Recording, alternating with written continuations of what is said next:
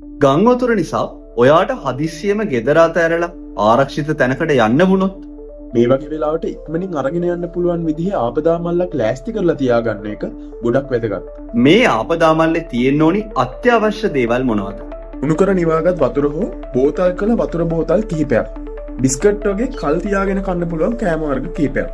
ඔයා සහ ගෙදර අය පාවිච්චි කරන බෙහෙත් තියෙනවා නම් මේ බෙහෙත්, ඒ වගේම වෛද්‍ය වාර්තා, ක්ලිනික් පොත්, උප්පැන්න සහතික, ඉඩම් ඔප්පු වගේ අත්‍යවශ්‍ය ලේඛන මතක ඇතුව බෙහෙත්, වෛද්‍ය වාර්තා සහ ලේඛන shopping bag එකකට හෝ පොලිතින් කවරයකට දාලා වතුරෙන් හානි වෙන්නේ නැති විදිහට හදා ගන්න.